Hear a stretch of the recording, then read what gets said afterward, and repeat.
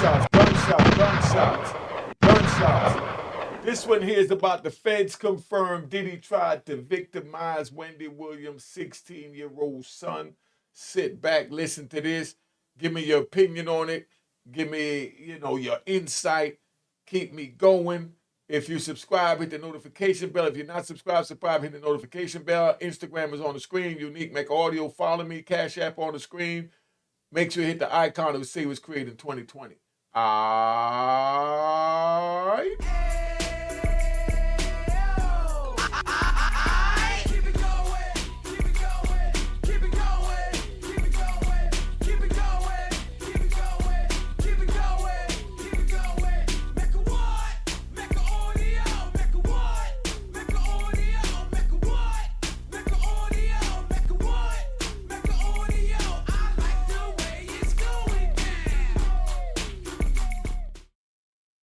All right, you know what it is. Unique Mecca Audio, man. We here. The feds confirmed that Diddy tried to victimize Wendy Williams' son. This is a long video. Let's play it. You know what I mean? We're going to see where we at with it. We want your opinion. Sit back. Let's enjoy the ride. We're going to take it up here. Mother of a now 16-year-old. Mm-hmm. Who I met backstage. He did? He's great young man. Oh, thank you. Yeah. I feel like the Guardian has not done a good job of protecting my mom. As long as she has people around who are yes people, I know that she's not getting the help that she needs or getting better. She looked confused and she looked skinny. I never knew that, but that's why Wendy Williams got fired. Yes, because she exposed pictures of him having a homosexual affair in Mexico, but she had a website way back then. I don't feel safe. Clap if you feel safe. Oh. Oh. Well.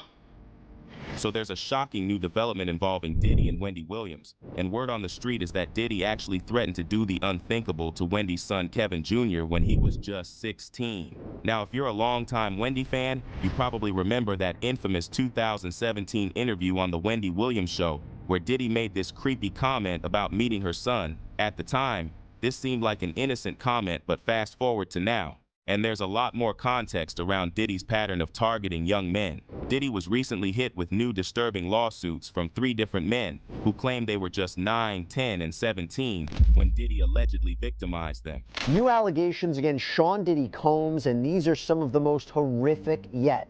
A man says he was just 10 years old when the rapper allegedly drugged and sexually assaulted him during what was supposed to be an audition, sending him back to his parents crying. And now on top of all this, some new reports are surfacing from the ongoing federal investigations, alleging that Diddy planned to do the same horrific things to Wendy's son Kevin Jr. to punish Wendy for exposing him. And if you go back to that interview and carefully watch Wendy's reaction, you can see her face change the moment Diddy mentioned her son.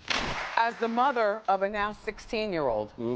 Who I met backstage. He did? He's great young man. Oh, thank you. Yeah. You represent a lot to a lot of people in general. I mean, example to people who aren't black, like, yes, we can. Yes, we can. But here's where this story gets even more sinister. Ever since that interview with Diddy, Wendy's life has taken a downward spiral. From fainting on live TV to having all her bank accounts frozen and being placed under guardianship to ultimately being diagnosed with dementia and a speech disorder. All these things happened within a span of just a few years. And how convenient is it that Wendy lost her iconic talk show just before all these Diddy allegations exploded in the headlines? Was it all just a coincidence? Or was it Diddy's evil plan to push Wendy out of the spotlight before she could reveal too much? And what exactly did Wendy's son reveal about Diddy allegedly threatening him? Let's get into it. I've got so much money. I want it for my son. I want to give some love to my son, Kevin. It's me and you, kid. If you're an OG Wendy Williams fan, then you know her beef with Diddy goes all the way back to the 90s when Wendy was a radio host. Wendy never shied away from putting rappers on blast, and that included Diddy and the rumors about his DL lifestyle. But Wendy wasn't just talking. She had the receipts to back up her claims. Hey, yo, because I remember this, man. Right before I got locked up, they was talking about this. He Cypher, Monkey Cypher.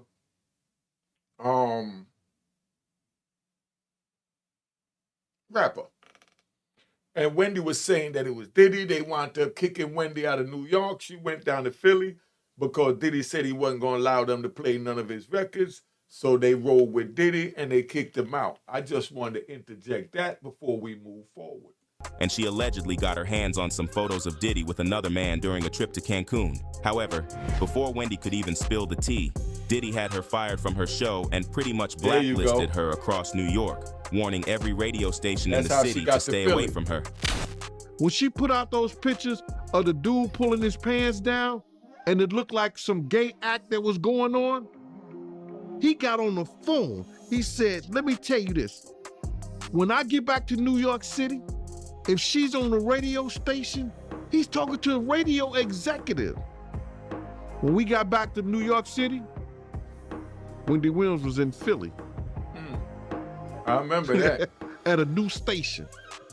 I remember that, G. Wow. That's the power he had.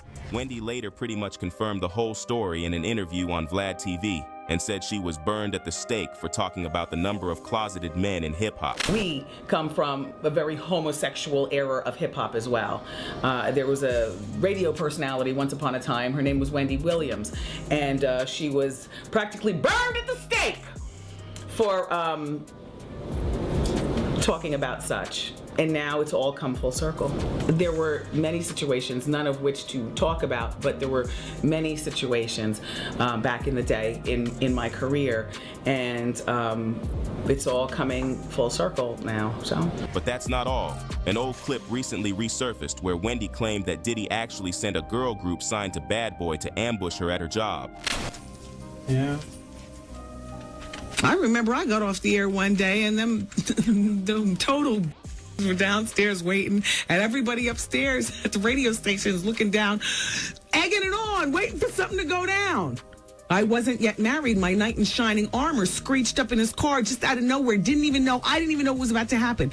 And then Jaguar Wright joined the chat to remind everyone that Wendy was the first one to publicly expose the so-called homo thugs in the industry. But Jaguar didn't stop there. She also went on to suggest that Diddy most likely set Wendy up, just like he allegedly did with his ex Kim Porter. Is that him, or is that people Shout out to Wendy Williams, the first woman to uncover the homo thugs. That's what these down low bitches was called when Wendy first started talking about it in the 90s, the homo thug. She talking about Diddy. And then what's the stuff that's happening with Wendy Williams? Do you think this is all connection too? Of course. They've been waiting. He's been waiting. He was waiting for Kim. Remember? He was waiting. The casket was ready. She was literally casket ready. But see, Wendy wasn't just gossiping about Diddy's rumored double life. She also reportedly had the inside scoop on his alleged crimes. For example, Wendy openly questioned the 99 nightclub shooting case, where Diddy was accused of setting up Shine to take the fall. Puffy ran out of the club so fast and got into the waiting SUV that it wasn't until he got into the truck that he realized that he left Jennifer behind, along with his bodyguard, Anthony Wolf. He just ran. You know, forget it. That's a true sign of an itch bag, by the way. Leaving as well. I thought it was an unk pay. Well, eventually, Jennifer and Wolf made their way to the SUV without Puffy. Right. They ran 11 lights to elude the cops. Supposedly it was Puffy, although people are saying they saw a female hand tossing a gun out the window. And then when the cops stopped them, they found a second gun, of course, in the car. Right. All four of the occupants, the driver, the bodyguard, Puffy and Jennifer, were handcuffed and taken down to the precinct.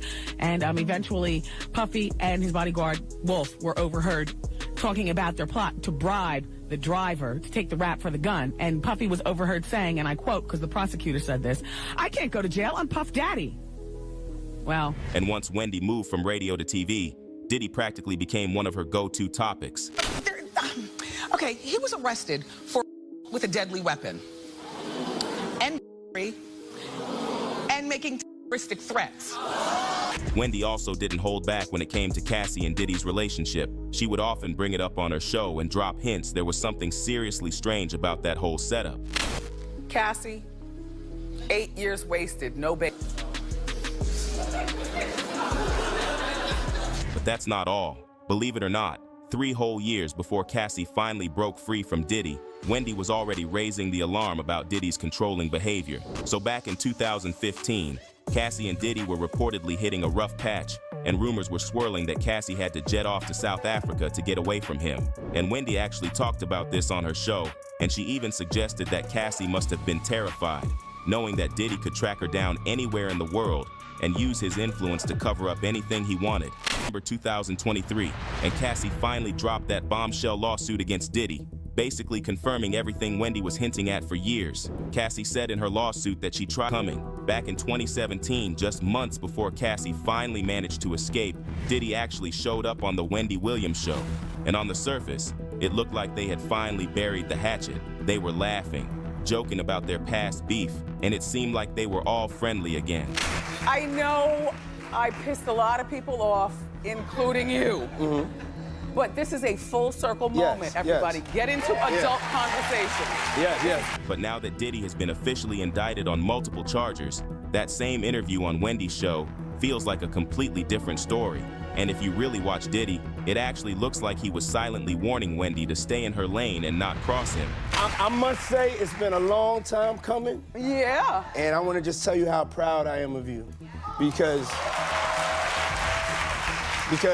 I don't think you get enough credit for being the first one to really cover our culture, you know, hip-hop culture and also hip-hop celebrities and just understanding that it's news, not just saying that's all that you cover, but you started shedding light on our culture and our people, and thank you very much. And then when Diddy mentioned meeting Wendy's son, Kevin Jr., you could practically feel the tension in the air. Wendy immediately got uncomfortable and tried to quickly change the topic. As the mother of a now 16-year-old. Who I met backstage, He did? he's a great young man. Oh, thank you. You represent a lot to a lot of people in general. I mean, people think that Diddy said this to intimidate her because, I mean, we all know Wendy knew a lot about what was going on in Hollywood. If you haven't watched this interview, I suggest you do, because I couldn't believe how much Diddy was lying throughout this entire video. He was actually dating Cassie during this time, and when he was asked about his relationship with her, he made it seem like they had a perfect relationship and that he really loved her. During this interview, she also asks him about Biggie's death and if he feels responsible, and this is what he said. Do you ever feel responsible in any way? In any way? I mean, the thing that I think I always feel some sort of, you know, responsibility because I'm in this thing with him. You know what I'm saying? He's my artist, and he was supposed to go to London that night, and you know, I let him talk me into, you know, not going to London and staying in LA, and that, you know, that's something that really bothered me, you know, throughout my life. Is sometimes you have to really go with that decision in your gut. And in my gut, I was like, you need to get on the plane, but sometimes when you don't listen to your gut, you know, and this is God's world, you know, it's His plan. But if you go and check out Gene Deal's interviews, he was Diddy's former bodyguard back in the day, and he was there when Biggie died, and he says that Diddy was responsible. So looking at everything that happened to Wendy after this interview, it really makes you wonder, did Diddy play a role in making her health issues worse? And how did Wendy's son, Kevin Jr., react to all this speculation linking Diddy to his mom's health issues? So to give you some context, Wendy's son previously alleged that some people in Wendy's team were pushing her to drink and allegedly gave her contracts to sign while she was under the influence. In June 2023, Kevin Jr. told the Sun, if they aren't providing it, they are definitely enabling a type of personality and giving her the green light to drink. Once I heard that she was agreeing to stuff around her rehab, I thought, well, okay, they are taking advantage. Now, in case you're out of the loop on Wendy's guardianship, in January 2022, while Wendy was dealing with the fallout from her divorce from Kevin Hunter, her bank Wells Fargo froze all her accounts. The bank claimed Wendy was an incapacitated person, and they even went so far as to petition the New York Supreme Court to appoint a financial guardian for her. But then things took a twist. Wendy's lawyer spoke out and claimed that Wendy's former financial advisor, Lori Schiller, lied to Wells Fargo about Wendy's condition. Wendy went to Wells Fargo and said, "I'm closing my accounts because I think you're colluding with my business manager to steal from me." Y'all, just stay with me. Instead of investigating these claims, one, Wells Fargo sued to gain financial conservatorship over her by calling her crazy, and they won. Do y'all not realize how crazy that is? And what does that mean for everybody else who banks with any of these big companies? According to Wendy's lawyer, Wendy previously fired Lori Schiller due to improper conduct, and Schiller wanted to get revenge on Wendy, and she allegedly started providing Wells Fargo with fake evidence that Wendy was in desperate need of a guardian. That's when Wendy's lawyer asked for a temporary restraining order against Wells Fargo, claiming that the bank was interfering with Wendy's right to access her financial assets. And then Wendy also spoke out and called out Lori Schiller and Wells Fargo, accusing them of unlawfully blocking her from accessing her money. And when I began asking questions about my money, suddenly Lori Schiller has got no response regarding my money. I want my money. This is not fair. And Wells Fargo has no questions and answers with regarding my money. This is not fair. And Lori Schiller and Wells Fargo have this guardianship petition about keeping me away from my money. This is not right. However, in December 2022, the court sided with Wells Fargo and appointed attorney Sabrina Morrissey as Wendy's financial guardian. Now here's where things get even more sketchy. The first thing Sabrina did was to cut off Wendy's only child, Kevin Jr., despite Wendy previously making it clear that she wanted all her money to go to her son. We have the best time. When I die, everything is for him.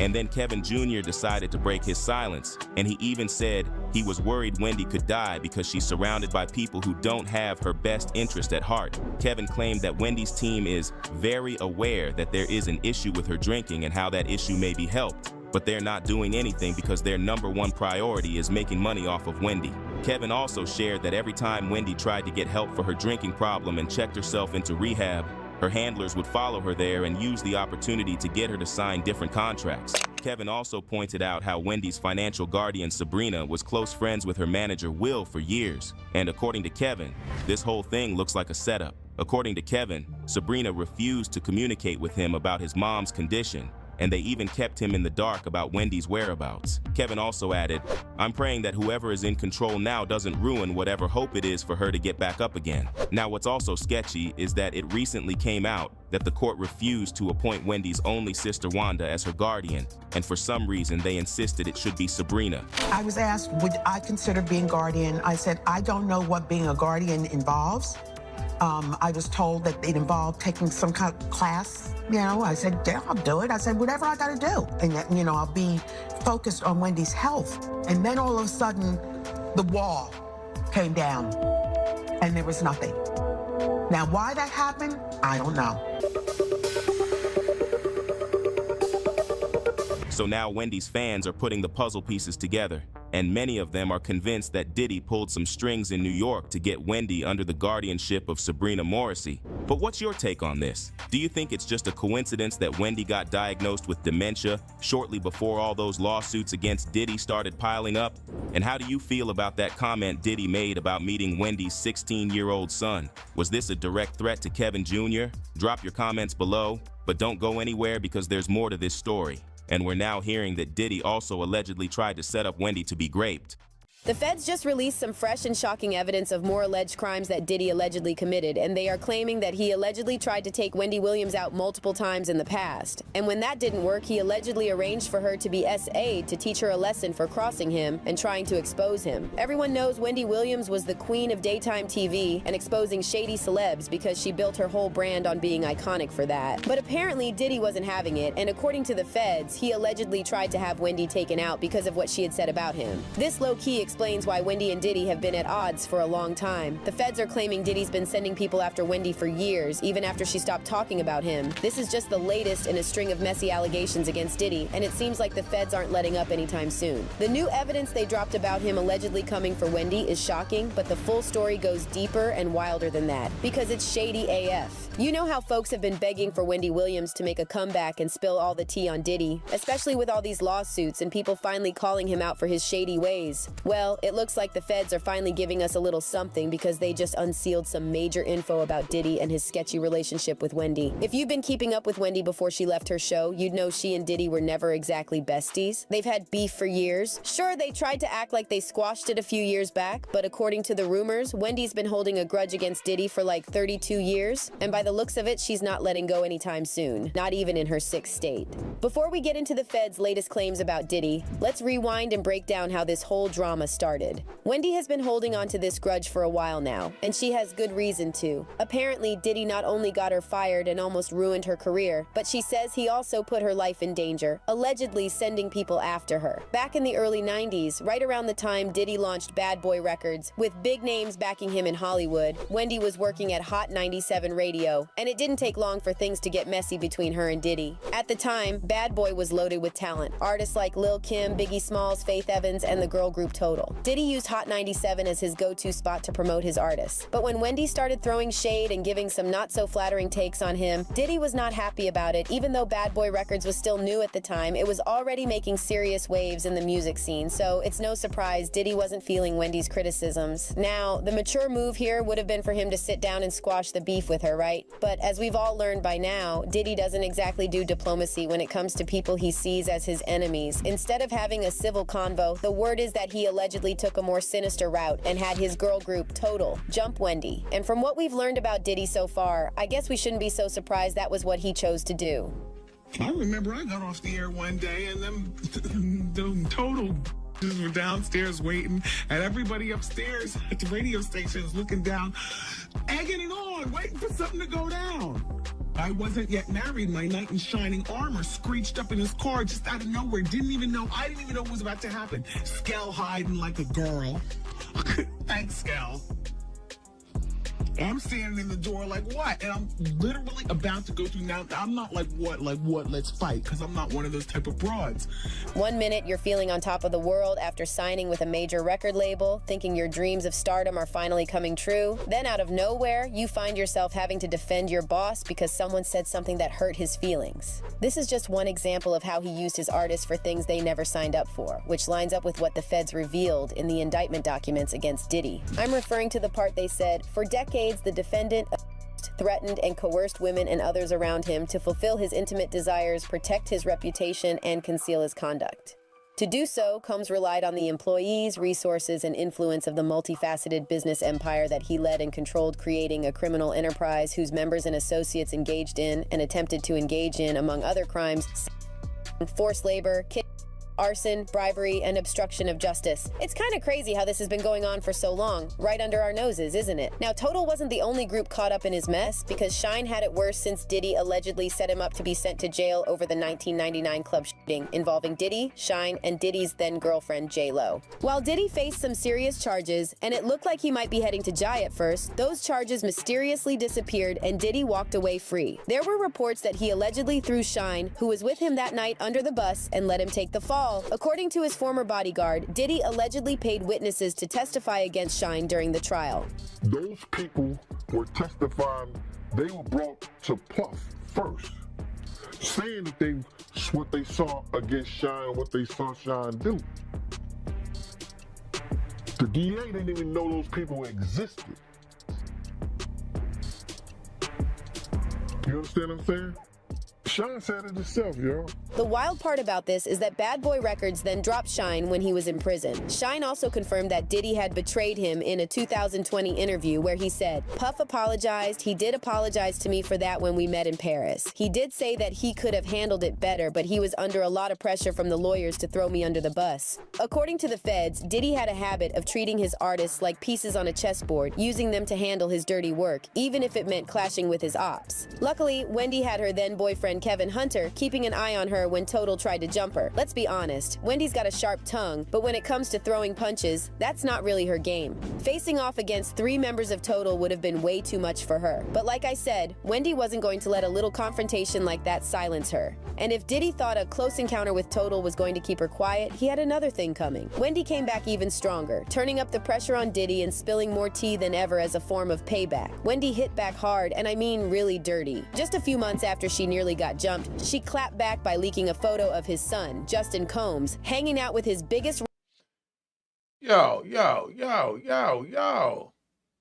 Could you imagine that? Look at Justin Combs with Suge Knight. How would you feel if that was your son sitting there with your biggest nemesis, your rivalry, your ops? Put it in the comment. Let's get this moving. rival, Suge Knight, which was super embarrassing for Diddy. If you think the tension between Diddy and Suge is fierce now, just imagine what it was like 30 years ago. They were right in the middle of that infamous East Coast versus West Coast rivalry, and the hostility was everywhere because Diddy and Suge had nothing but pure hate for each other. And speaking of Diddy, he was dealing with his own mess at the time. He was flat out denying he was Justin's father, claiming he wasn't the dad and accusing Misa Hilton of trying to trap him with another man's child. It's wild to think Diddy was throwing shade like that when there were reports surfacing about him mistreating Misa. According to Gene Deal, he wasn't exactly being gentle with her. Allegedly, he was putting his hands on her, and it was pretty brutal. So we just solved that for you. Well, Misa was out there. She was messing with the dude from EPMD. That's why Puff first beat her out. It's completely shocking that Diddy would even assume Misa would pull something like that, especially considering the alleged mistreatment she faced from him just for talking to other guys. But hey, that's Diddy for you. Always eager to protect his image at any cost. I mean, this man blew up Kid Cudi's car because Cudi had a thing with Cassie after she broke up with him once. He has always been very big on protecting his image, so when Wendy leaked that photo of his son chilling with his biggest rival, Suge Knight, it hit him hard. But things took a turn for the worse when rumors began to spread that Wendy had an even more explosive picture in her possession, one that could seriously damage Diddy's reputation. Back then, just a hint about a rapper's sexuality could be a career killer, and Diddy definitely couldn't handle that kind of scandal. Then came the final nail in the coffin. Wendy teased on her show that she had proof against him. Word on the street is that someone close to Diddy let him know what that evidence was, and he lost his mind. Reports say that Diddy and his crew hit up some beach or island paradise for a wild party with a bunch of girls, but there was allegedly another guy involved, and not just any guy, if you know what I mean. It turns out that Diddy wasn't exactly pursuing the ladies on this trip because his interests were elsewhere. Rumor has it that someone took a picture of him in a pretty compromising position with the guy with another dude pulling his shorts down. That pic was like a ticking time bomb just waiting to explode his reputation. Diddy immediately sprang into full damage control mode, racing to shut Wendy down before she could leak that photo and destroy his image for good. According to Gene Deal, Diddy used his influence to get Wendy fired from her position at Hot 97 before she could expose him. Remember when I mentioned that Diddy used the station to promote his artists and their tracks? Well, Gene revealed that Diddy threatened to pull all his artists' songs from rotation at the station, but that wasn't all. He also warned that none of his industry friends would ever promote their artists on Hot 97 either. Diddy had some major clout in those circles back then, so when he said he would do it, you better believe he meant business. Puff got one of the hottest DJs off of Hot 97 because she wanted to put up a picture of him getting his pants pulled down. You understand what I'm saying? Puff had power. For whatever reason, dude was playing with Puff. He went behind him and grabbed his trunks and pulled them down. When he grabbed his trunk to pull it down, some girls that was taking pictures. They took that picture and emailed it back to Wendy Williams. Wendy Williams said she had him in a compromising position and like he was gay or something like that. And she was gonna put it out. So they stopped her from putting it out. And they got her fired from High 97 because of that. Wendy has also talked about this in the past, saying that Diddy tried to burn her at the stake for trying to expose him. Wow. There was a radio personality once upon a time. Her name was Wendy Williams, and she was practically burned at the stake for talking about such. Wendy's now ex-husband, Kevin Hunter, also spoke about this in an interview, revealing just how close Diddy came to ruining Wendy's life and her career. Is it true that Diddy got her fired from the radio station? Did he have anything to do with that? I think that he had, yes, I think he got, well, let's be clear, nobody got fired. Okay. He got suspended. Okay. Yeah. Did he use his influence and power with Steve Smith and him at the time, and God knows whatever his relationship was with the overall station, because Bad Boy was a powerhouse. We all know how Bad Boy dominated a large part of the 90s. And as far as New York, you know, there was a powerhouse. So was he, you know, King Joffrey Joe? Yeah. Did he go in there and shake him up and say, yo, you know, I want this chick off? She's dissing my group and all kinds of shit. Yeah. Diddy was completely serious about silencing Wendy, no doubt about it. And you know what's really messed up? Wendy used to be one of his biggest supporters, even on the very station where he had her let go, and she was always right there backing him, even in some of the darkest periods of his career. In December 1991, long before Diddy even launched Bad Boy Records, he and rapper Heavy D teamed up to host a charity basketball game at the City College of New York. It was meant to be a positive event, raising funds for AIDS foundations. But things went sideways when the venue was oversold, resulting in a tragic stampede that took 9 lives and injured 29 others. Diddy faced a ton of backlash for that event, especially after it was revealed that the money supposedly raised for those foundations never actually reached them. Some of the charities even claimed they had no idea Diddy was fundraising on their behalf, which was just another level of shady. At the time, the media really came down hard on Diddy, but Wendy was one of the few voices in his corner. She defended him, suggesting it was all just a misunderstanding and asking fans to give him a chance to redeem himself. However, the moment Wendy began to expose some of his shady dealings, Diddy wasted no time turning on her. He pulled out all the stops to try to derail her career, and for a while it seemed like he succeeded. But Wendy bounced back, and when she did, she came back swinging, particularly when it came to Diddy. She made a series of shocking claims that left everyone shook, and was the first to reveal that Diddy had stolen Biggie Small's publishing rights. People have been talking for years about how Diddy tends to get his artists to sign contracts that ultimately screw them over. But Biggie wasn't a fool. He understood the game and made it clear from the very beginning that he wanted complete control over his masters. Diddy knew Biggie was destined for greatness and that other labels would snatch him up in a heartbeat. So he acted like he was on board with Biggie's wishes, but behind the scenes, he pulled a fast one,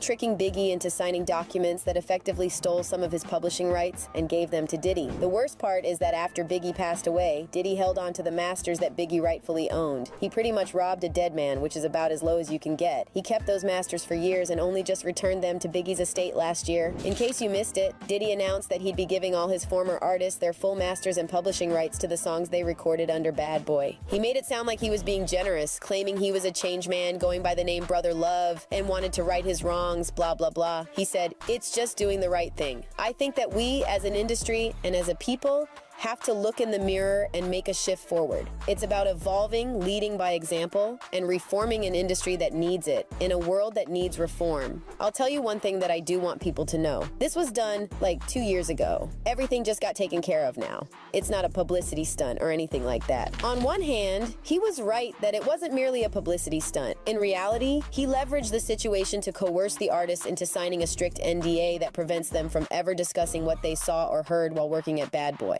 This was a sneaky move, especially since he knew Cassie was about to file a lawsuit against him, and he was trying to buy everyone's silence. So if you're wondering why none of his former artists have come forward to share their negative experiences, this is why. To all his artists, when he gave them their publishing back. I'm gonna give y'all publishing, but y'all can't talk about Janice Combs, Justin Combs, Sony, Bad Boy, or anything that happened. Y'all can't talk about none of that. However, some artists weren't willing to go along with Diddy's plans. Take rapper Mase, for example. He saw right through the deception and refused to sign any NDAs. But then again, Mase and Diddy have had a strained relationship for years. Mase has openly stated that he ghost wrote many of Diddy's lyrics during his time at Bad Boy Records and claims that Diddy still owes him a large amount of money for his contributions. Diddy, on the other hand, dismissed these claims, insisting that Mase didn't make that much money while at the label. But honestly, That's hard to believe when you look at Mace's accomplishments. 5 platinum singles and chart-topping hits in just a few years. On top of that, there are rumors that Diddy blackballed Mace from the industry, making it nearly impossible for him to sign with another label after leaving Bad Boy. This might explain why Mace struggled to achieve the same level of success after he left Bad Boy. But wait, there's more. After Mace decided to leave rap and become a pastor, Diddy went on talk shows and gave interviews where he threw shade, calling Mace a fake pastor. Mace was living rent-free in his head. Mace thing, you know, I did one album with Mace. One album. How much money do you think I owe this guy? One album, and then he became a fake pastor and went and con people. It feels like every time someone comes forward about Diddy, it only strengthens Cassie's lawsuit as well as all other lawsuits that were filed against him. It turns out Cassie wasn't just making empty claims. Her allegations are being corroborated by various sources. And we can't overlook Cassie and Diddy's breakup in 2018, or should we call it Cassie's getaway. Wendy had some interesting insights about the whole situation, hinting that there was a lot more happening behind the scenes in that relationship.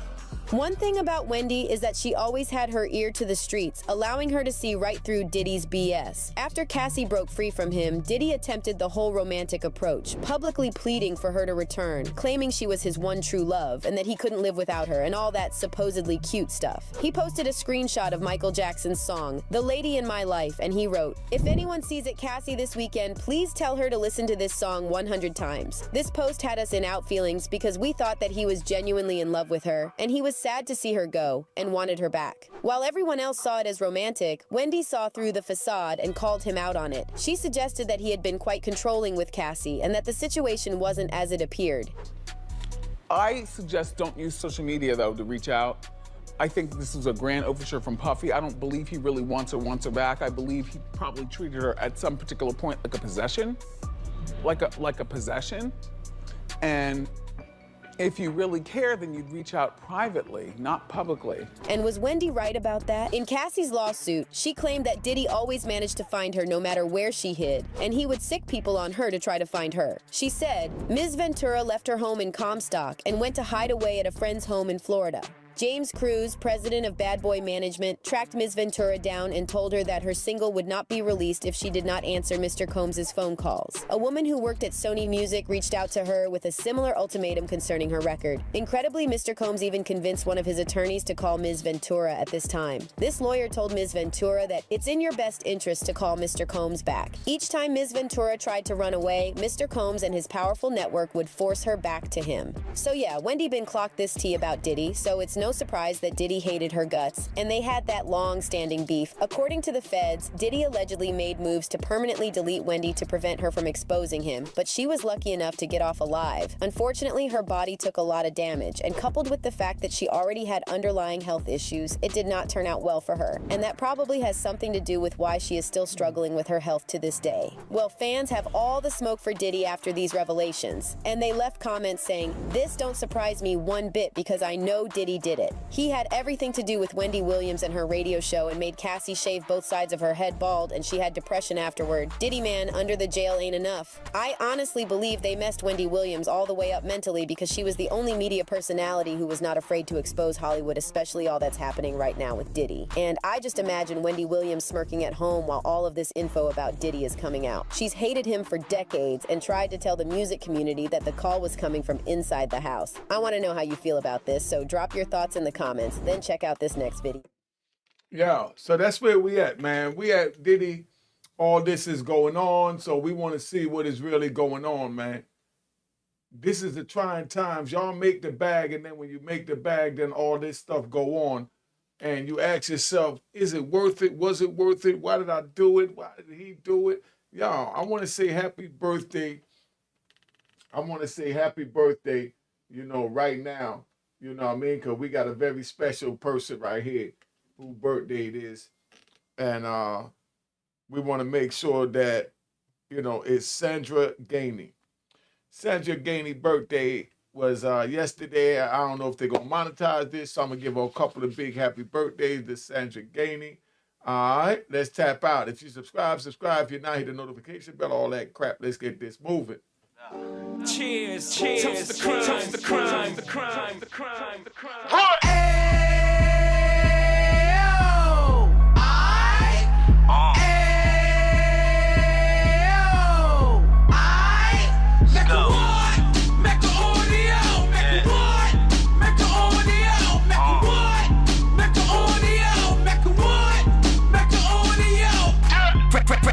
can of 26. He back on the strip, getting back in the mix. What he mentions a gift. You stand up 10 toes down, and I suggest you pay attention to this.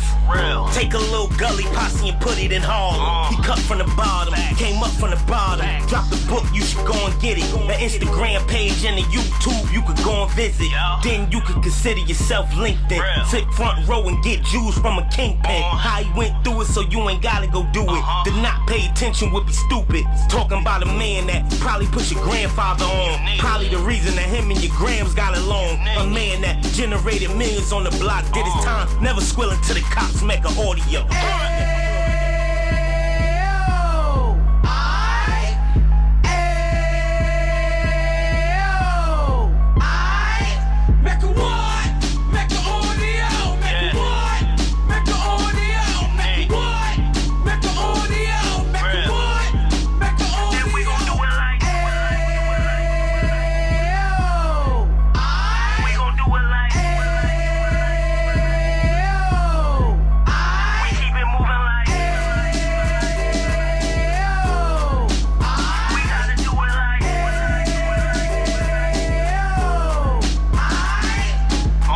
Get it live like 2 G's in the 90s. Drop top beamer so shiny. I let shorty go, she was whining.